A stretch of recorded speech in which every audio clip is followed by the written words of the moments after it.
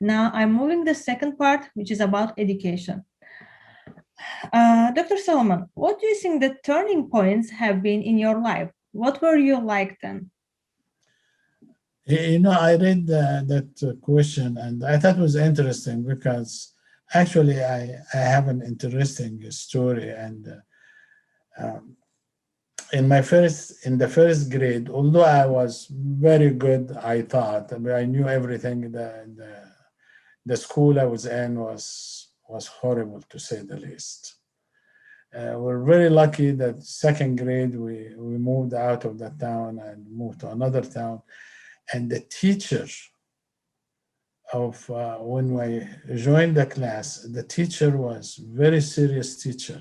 There's no goofing off during the class time, and that and I'll tell you, I went in and I thought that way of teaching and working very serious, which suited my personality very much. If student takes my classes, and you know that when I teach, I'm very serious about people learning what I'm teaching. It's not just passing time. It is very important to understand the material. And that teacher was really, really good. And I it did change from first grade. I still remember details in first grade and second grade. This is just a day and night.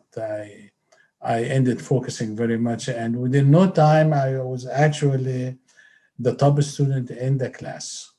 Although when I went to second grade, I was not. I was very good in math, but not in reading and writing and all of that. So by by mid-year, I was the top student in the class, and I got a little thing that you put in your shirt saying that you are top student. I still have it, believe it or not. I still have those things from elementary school.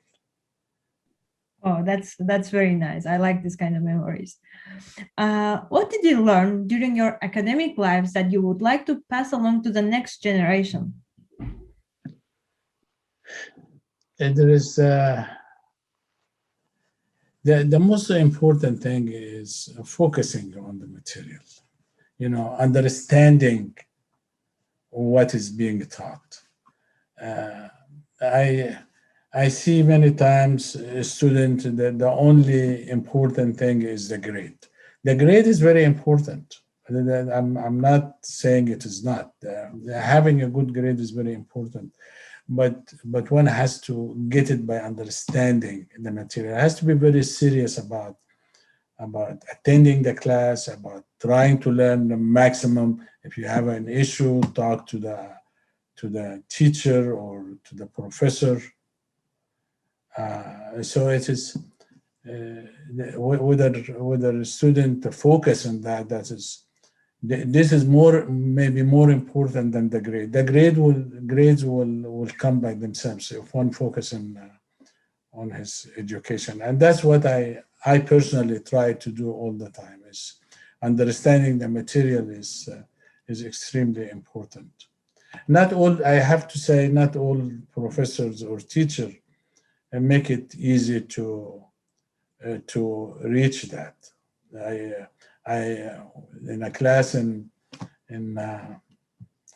first year in engineering school was a subject called descriptive geometry. Uh, and I remember the professor, although he was later on, I realized he's a great professor. And but when he started, basically, he started working on the blackboard without telling anybody what he was doing, and it was very difficult.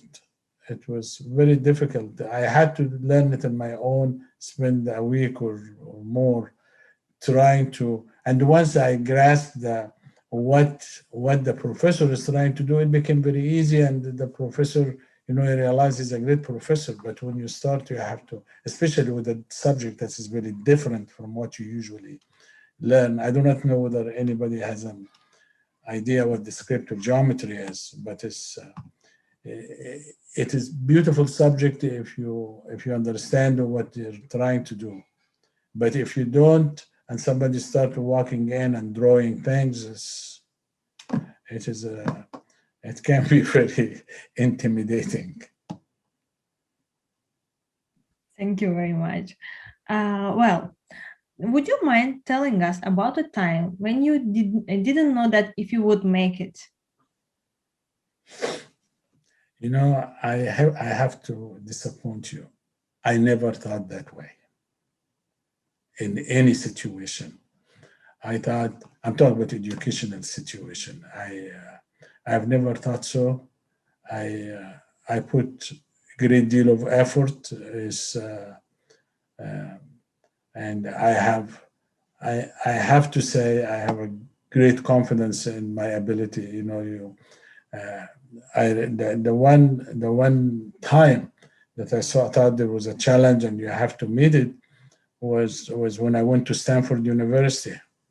They the admission letter, they gave me admission and scholarship when I was still in Egypt, and that's after my bachelor's degree. And the letter said, I still remember what it said. It said, you will have no problem continuing this scholarship if you do as well as you did in your undergraduate. Well, my undergraduate, when I graduated, I was the top of my class in Cairo University. I was top of my class, and I was appointed in Cairo University as, they call it Mu'id. Basically, the university takes the top 1 or 2 students, and it can be more depending on the demands. But in my year, they only picked 1 person, which was me. But so when you say going to Stanford, you say you keep the same, you keep the scholarship if you have a similar performance. That's obviously a huge challenge. I knew I could do it, but when you go to Stanford, you don't have, you know, when you're an undergraduate, you have good students, you have average students, and so on. But in Stanford, believe me, everybody was top of his class. So you have to work hard. I remember in the first quarter, we have quarter system. I did not get out of campus. Maybe I went out of campus maybe once or twice, but I put so much effort because you have to, when you have a challenge, you have to meet the challenge. After that, I realized I did not need to work that hard to do very well in Stanford. Thank you very much. I would say like this answer will not disappoint me. It will inspire me. Thank you very much for answering our question. Do you have anything to add, or should I go on? You go ahead.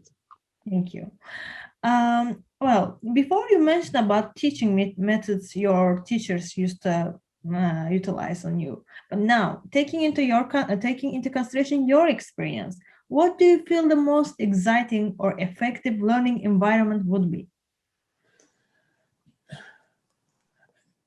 I've seen professors teaching in different ways, and there was I have 2 professors, or a teacher and 2 professors. A teacher, my second grade teacher, was a great guy. I really, he made a big difference in the way I went through, because he was a very serious teacher. He wanted everybody to learn, and there was no monkey business during the class. You walk in the class, and he really teaches, and you expect the students to learn. So that was great. Another professor that I really liked in Cairo University, Dr. Abdulaziz Osman. He was a geology professor. He was a great person. We showed a lot of respect to students. He was serious, you know, a very tough professor. You know, don't get me wrong. They would not give grades like that. He would expect the students to learn and to demonstrate that and behave well in the class. So I really liked him. I ended, after I finished my bachelor degree and I was working in Cameron University, I was his TA in petroleum geology. And he gave me the first, he said, go ahead, write the midterm and grade the midterm, which was unheard of at the time. And so I did, and I graded it. And he came to me and said, what is this? This is, you can't be that tough grading midterms. And he added a bunch of points to everyone. But he's a great professor. I thought very, very highly of him. He was probably the best professor I had in Cameron University. Another one in Stanford, uh, Hank Ramey, Professor Ramey, is a very well-known professor. If you are in well test analysis, you would hear his name. He's the one that actually built the modern well testing analysis techniques. So was a great professor, and not only a great teacher and a great professor, was a great person too. This is very important. That the same thing applies to my teacher as well, and second grade teacher, as well as Professor Osman, Abdulaziz Osman. I do not know whether any of Ahmed Al Garhi may know of him, but was a great professor. Rami was a great professor too, and it combines is not only academically but also as a personality and the way he deals with his students. So those three guys were really good. Thank you very much. So keep going with your answers and with your professor. Who was your greatest mentor? I think it was probably Remy. He was Professor Remy. After I finished my PhD, he he wanted me to continue working in Stanford as basically as a postdoc. Uh, but he gave me a title of acting assistant professor, and they assigned several PhD students for me to not take care of them, but watch over the research and make sure things are going right. So I did that for maybe 6 months or so, and then I got a full-time job, and I went back to him. I said, "What do you think?" I was going to, if he told me to stay in Stanford, I would have stayed. So he said, "No, you stay here 2-3 more weeks, and finish some of the stuff you're doing, and transfer it to somebody else, and just to make sure things are going, and then join Halliburton."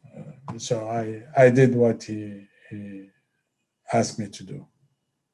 This was, but he was a great guy. And I'll tell you one thing, it's also is important, to gain somebody's confidence like this. You have to pay the for it. You can't get something for free. You have to get a professor's confidence. You have to show that you deserve that. One has to show that he or she deserves that confidence. I remember he gave us an exam, not an exam, actually, it was a homework assignment, and I went into the library, and literature survey at the time is not as easy as it is right now. Literature survey, you go to the library and you really, really look for papers. So he taught us one technique for calculating hydraulic fraction length from testing. So I got his paper, original paper, and I read it. And then I was researching the literature. And I tell this story, by the way, to my students. I was searching the literature, and I found out that there's somebody else a year earlier or so has developed a different technique. So what I did is I used the technique too. I decided, hey, this sounds interesting. Let me apply it and see how the two techniques would work against one another. And I calculate fraction length using both techniques. And I wrote a little bit about what difference between the two and what happened. Believe me, that was the first class I took from him, and after that he wrote, "This is excellent," and he gave me some compliments in the class, which was nice, obviously. But after that, he really helped me in my career. That's very great. Thank you very much for sharing this memory with us. So it was my last question from our education part. Thank you so much for answering our questions.